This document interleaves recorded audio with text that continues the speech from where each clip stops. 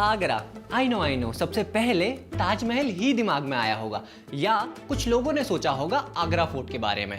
और हाँ, पेठा, कबाब, मुगलई खाना, ये सब तो हम ऑलरेडी सोच चुके थे। लेकिन ताजमहल से सिर्फ 15 मिनट की दूरी पे एक इंसान है जो किसी खूबसूरत जगह नहीं, पर कुछ बहुत ही खूबसूरत लोगों के साथ उनके लिए काम कर रहा है।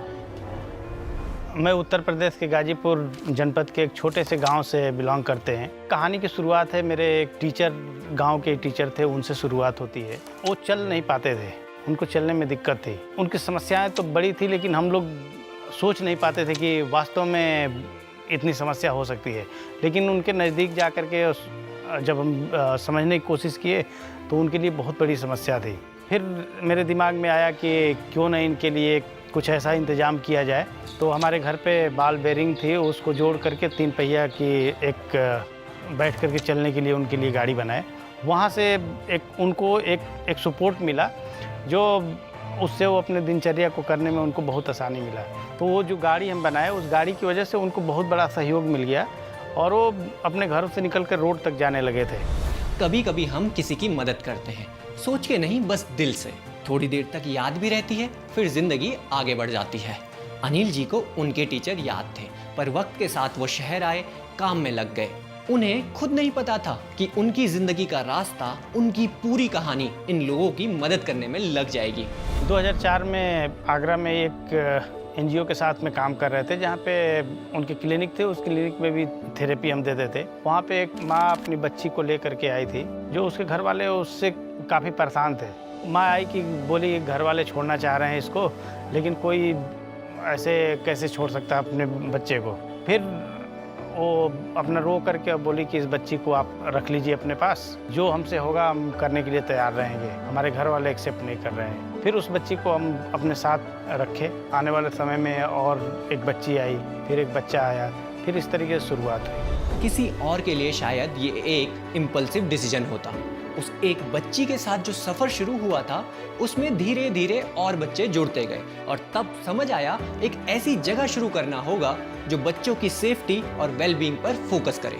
2005 में सोचा कि पर्सनल लेवल पे कब तक इस कार्य को करेंगे, इसलिए कानूनी तौर पे एक ट्रस्ट का निर्माण किए, जिसका नाम integrated institute of rehabilitation for the disabled है। तब से इसको हम आगे बढ़ाया। हम यहाँ लेबल ही नहीं लगाते, ना डिसेबिलिटी ना बेचारा। हम ये कहना ही बंद कर देते हैं कि ये कर नहीं सकते। शुरुआत में 2-3 बच्चे थे। एक छोटी सी जगह किराए पर ली गई थी और आश्रय की टीम एक ही चीज में लगी थी कि इन बच्चों को सुरक्षा मिले, इलाज मिले। लेकिन जैसे जैसे लोग अपने घर के स्पेशली एबल्ड बच्चे यहाँ छोड़ने लगे, अनिल जी और उनकी टीम को दिखने लगे चैलेंजेस। वो तो बच्चे 20 से 21 साल के थे, लेकिन इनकी IQ लेवल जो है 2 साल 3 साल के बच्चों के बराबर ही। वो तो ऐसे बच्चे थे जो स्कूल देखे ही नहीं थे, उन्हें छू करके ऐसा प्यार भी नहीं मिला था। वो तो ऐसे बच्चे थे जो बहुत एग्रेसिव थे, जो कि दूसरे बच्चों के साथ एडजस्ट करना इनके लिए बहुत बड़ी मुश्किल थी। दूसरा चैलेंज था बेसिक चीज़ें, ब्रश करना, कपड़े पहनना, चम्मच से खाना खाना, पानी पीना उनके लिए नया काम था। हर किसी का फेर अलग था, किसी को 1 हफ्ते लगा, किसी को 1 साल। टीम के हर मेंबर ने डिसाइड किया जितना समय लगेगा हम लोग साथ रहेंगे। फिर जब नंबर बढ़ने लगे तब किराए के घर की लिमिटेशन समझ आई और कमरे कम करने लगे।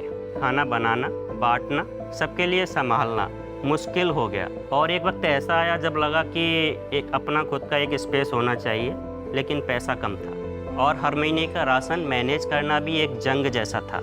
बच्चों के इमोशनल ट्रामा को देखने के लिए हम उनके बैकग्राउंड को चेक करते हैं। कई बार परिवार ने उन्हें छोड़ा हुआ होता है और कई बार परिवार ने उनको एक्सेप्ट ही नहीं किया होता है। हम उनके लिए स्ट्रक्चर थेरेपी प्लान तैयार करते हैं, फिजिकल और साइकोलॉजिकल दोनों। एक्चुअल हीलिंग तो तब आती है जब उनको हर रोज वही लोग मिलते हैं जो उनको जज नहीं करते हैं, बल्कि उनको समझने की कोशिश करते हैं। आश्रय के पास अपना खुद का शेल्टर होम है, जगह अपनी है, बच्चे वहाँ पे खुशी खुशी रहते हैं। लेकिन वहाँ के चैलेंजेस अभी भी बरकरार है। वहाँ पहुँचने में रोड नहीं है, वहाँ पे प्रॉपर कनेक्टिविटी नहीं है। और आगरा जनपद के अथॉरिटी को लिख चुके हैं, MP MLA को भी अवगत करा चुके हैं, लेकिन अभी तक वहाँ पे किसी तरह के समस्या का समाधान नहीं हो पाया है। एक परमानेंट शेल्टर होम बन गया, पर इसका मतलब ये नहीं कि मुश्किलें खत्म हो गई। चैलेंजेस थे और हैं भी, लेकिन उनको सुलझाने की कोशिश शुरू हो गई थी। कुछ चीज़ें धीरे धीरे बेहतर भी हो रही थी। बच्चों का रूटीन सेट हुआ, कुछ नए लोग जुड़े और टीम ने अपना हर दिन इन बच्चों के नाम कर दिया। लेकिन एक सवाल अब भी रह जाता है, अनिल जी और आश्रय की टीम रोज हर दिन इन बच्चों के लिए क्या कर रहे हैं? लोग सोचते हैं कि इन बच्चों को सिर्फ देखभाल चाहिए, ऐसा नहीं है। इनको बात करने के लिए चाहिए कोई अपना। थेरेपी यहाँ एक सेशन नहीं है, बल्कि एक रोज का काम है। ट्रस्ट बिल्ड करना, उनके जेस्चर को समझना और उनकी आंखों में छुपी बात को पकड़ना। कई बार ऐसा भी होता है कि बच्चा दिन में सिर्फ एक बार ही आंख से आंख मिलाता है और वही वो मोमेंट होता है जहाँ से हीलिंग पॉइंट शुरू होता है। ये सेंटर उनके लिए कंफर्ट जोन है, जहाँ उनको जज नहीं किया जाता, बल्कि उनकी छोटी छोटी इमोशंस को भी ध्यान रखा जाता है।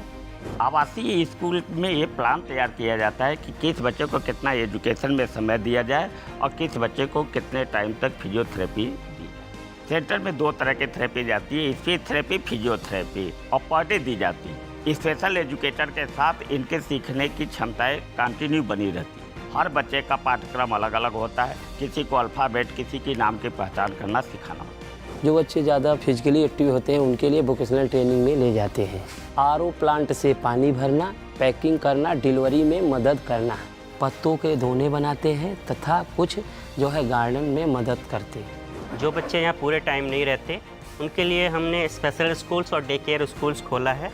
वो अपने पेरेंट्स के साथ आते हैं ट्रेनिंग एंड थेरेपीज़ के लिए। हम हर बच्चे को इंडिविजुअल सपोर्ट देते हैं, जैसे रेजिडेंशियल वाले बच्चों को हम हर बच्चे को उनके लेवल्स के अनुसार सिखाते हैं। आज यहाँ पे 30 से ज़्यादा बच्चे हैं। कुछ बच्चे तो यहाँ पे 16 साल 15 साल से निवासरत हैं। Physiotherapy, speech therapy, special education और सेफ माहौल में रहते हैं। यहाँ हर बच्चा कुछ ना कुछ सीख रहा है। कोई पहली बार ब्रश कर रहा है तो कोई नाम लिखना सीख रहा है। Progress here isn't measured in marks.